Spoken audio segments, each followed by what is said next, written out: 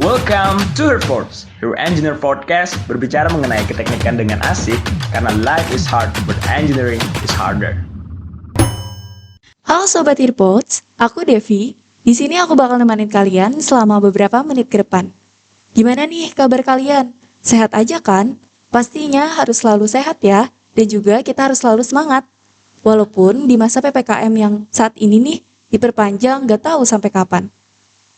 Tapi yang paling penting, walaupun PPKM ini diperpanjang gak tahu sampai kapan, kita harus tetap selalu jaga kesehatan dan tetap taati protokol kesehatan yang berlaku ya.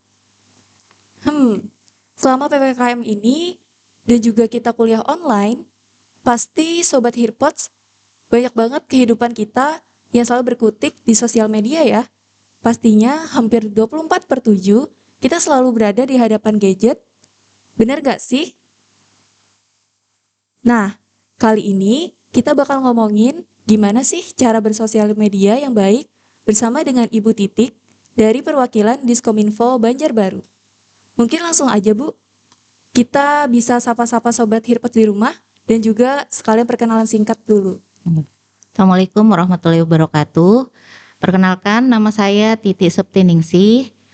Saya adalah perwakilan dari Diskominfo, tepatnya di bidang komunikasi. Saya adanya ditempatkan di seksi pelayanan informasi. Jadi yang memang menangani media sosial, menangani penyebaran informasi dan lain-lain. Pokoknya kaitannya sama informasi lah. Oke, jadi Ibu berhubungan dengan sosial media ya Bu ya? Iya. Bekerjanya di bidang sosial media seperti itu Bu? Iya. Itu Ibu saat bekerja itu apa sih Bu? Analisa atau pekerjaan seperti apa sih Bu yang Ibu lihat dari sosial media biasanya? Sebenarnya kalau dari sosial media itu analisanya. Jadi analisa lebih ke Pemko Banjarbarunya seperti apa sih di sosial media itu? Apa statementnya itu lebih banyak yang negatif, apa yang positif? Nah seperti itu deh Mbak. Kurang lebih ini ya. Jadi Ibu melihat di sosial media juga bersama dengan Pemko Banjarbaru gitu Bu? Iya. Oke. Mungkin langsung aja nih Bu, kita bahas dari yang paling dasar dulu. Ibu sendiri sekarang main sosial media apa aja Bu?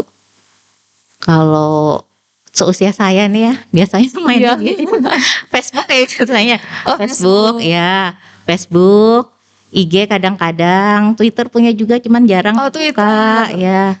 Terus kalau untuk dunia tulis menulis itu biasanya ke Wattpad ya. Ibu nulis Wattpad juga Bu? Ya, ada juga. Kalau mau ngeliat-liat masakan ke Cookpad ya kan? Iya.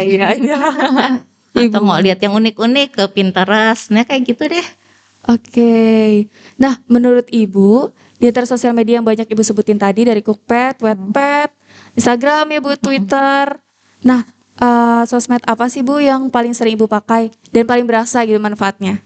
Kalau dalam pekerjaan yang paling sering dipakai WhatsApp ya, komunikasi dengan pimpinan kan apa sekarang lewat WhatsApp ya. Kalau untuk pekerjaan, kalau Kominfo sendiri tuh lebih banyak ke YouTube, Facebook, sama IG. Kalau YouTube, Facebook, dan IG ya Bu ya? Kalau Facebook itu kan dia incarannya tuh 30 tahun ke atas ya. Nah kalau generasi milenial kita ngincernya lewat IG. Karena kan kalau milenial tuh lebih banyak main di IG ya, kayak gitu. Benar Bu. Oke, mungkin kita next lagi ya Bu ya. Ya. Dari banyak sosial media juga yang kita bahas tadi, ini nih yang paling penting, gimana sih Bu penggunaannya, cara pintar kita menggunakan sosial media? Kalau pintar sosial media itu sebenarnya balik ke diri kita sendiri sih ya. Balik ke kita sendiri. Sifat kritis kita terhadap apa yang kita baca, apa yang kita unggah, terus sama peduli. Nah, jadi kita harus mikirin juga ketika kita mengunggah ini, perasaan orang yang baca ini seperti apa sih? Nah, pernah dengar nggak energi positif yang kita keluarkan nanti itu baliknya kan ke kita sendiri. Nah, jadi kalau kita mengunggah hal-hal yang positif, kan pasti baliknya juga ke kita hal-hal yang positif ya. Tapi kalau kita mengunggah hal-hal yang negatif, ya pasti yang negatif nanti balik juga ke kita, kayak gitu deh. Oke. Nah Bu, sebenarnya kita nih kan semenjak pandemi dia Bu, pasti selalu hidup hidupnya di hadapan gadget aja, Bu. Terutama remaja-remaja sekarang, Bu, apa-apa larinya langsung ke gadget. Bangun tidur, sebelum tidur itu nggak bisa lepas dari gadget. Itu gimana menurut pandangan Ibu cara kita mengatur kecanduan kita dengan gadget, Bu? Apalagi terlebih sosial media ya, Bu ya. Jadi tadi pagi tuh anak saya nih ngeliatin nih. Nih mah liatin nih. Jadi ada TikTok kan. Iya. Di TikTok tuh bangun tidurku nonton TikTok. Oh. Habis itu ku bikin video TikTok ya. Habis Iya, itu iya. terakhirnya ku ajarin mama untuk main TikTok katanya gitu. Oh, jadi mamanya diajarin TikTok juga ya, Bu ya? Diajarin, ayo main ya. Jadi apa ya, sebenarnya pengendalian kembali kayak tadi ya, kembali ke pengendalian diri. Nah, kalau untuk anak-anak usia 13 tahun ke bawah tuh itu sebenarnya pengendalian itu dari orang tua. Nah, kalau 13 tahun ke atas itu sebenarnya pengendaliannya orang tua juga berperan, dari diri sendiri juga berperan. Nah, kenapa batas penggunaan media sosial itu usianya 13 tahun kan minimal ya. Iya. Nah, 13 tahun minimal. Yaitu karena ketika anak usia 13 tahun itu dianggap sudah dewasa. Sudah dewasa tuh artinya kan dia bisa dianggap bisa bertanggung jawab ya. Dianggap bisa bertanggung jawab terhadap apa yang dia unggah, apa yang dia sampaikan, atau apa yang dia share ke ini di media sosialnya. Nah, tapi melihat perkembangan akhir-akhir ini, nah kan akhirnya pemerintah membuat lagi tuh rancangan undang-undang pelindungan data pribadi. Oh, iya. Ini ngelihat karena apa ya, mungkin ngelihat anak-anak sekarang itu di media sosial itu terlalu vulgar kali ya. Iya, Bu. Jadi mereka menyampaikan pendapat sekanak hati gitu. Nah, Bu, seperti ya. itu. Akhirnya kan di rancangan undang-undang ini diusulkan. Jadi penggunaan media sosial itu dinaikkan usianya jadi 17 tahun. Tapi masih usulan ini karena kan masih berupa rancangan undang-undang. Oke, mungkin Sobat Hirpot sudah dengar ya. Awalnya itu 13 tahun ya, Bu ya. Dan sekarang masih berupa rancangan undang-undang akan diubah jadi 17 tahun. 17 tahun. Wah, ini bisa jadi pelajaran buat kita juga ya, Sobat Hirpot di rumah. Karena kita harus berhati-hati gitu dalam menyampaikan pendapat kita di sosial media dan juga bisa menghormati dan menghargai privasi orang lain ataupun juga yang terpenting ya privasi kita sendiri.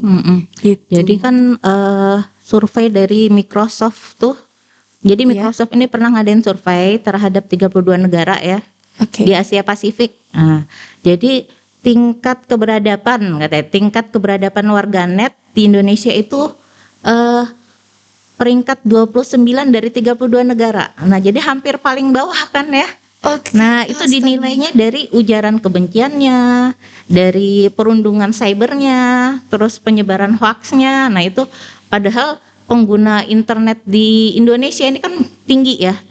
Tapi sayangnya di survei ini malah tingkat keberadabannya itu hampir paling rendah. Nah, Iya, tingkat 29 dari 30 negara tadi ya, Bu ya. 29 dari 32 negara hampir paling bontot kan itu ya. Iya. Nah, itu kan miris ya. 3 dari bawah kan ya? Iya. Ya ampun. Oke, mungkin kita bisa melihat juga Bu, saya juga di sini kan Korean Wave sangat lebar ya Bu, meluas banget Korean Wave. Nah, di Korea sendiri berbagai media Korea itu yang saya baca ya Bu, kalau saya nggak salah baca juga netizen dari Indonesia tuh sangat aktif. Aktifnya di sini ada yang positif juga ada yang buruk. Jadi seluruh dunia tuh melihat Indonesia yang sangat pendukung Korea itu sangat dipandang dunia luar tuh sangat agresif gitu Bu. Misalnya ada suatu artis yang mereka idolakan gitu Bu, sedang ada kasus atau apa, komentar yang paling atas pasti adalah komentar Indonesia. Ya itu benar kan tadi dari survei Microsoft kan.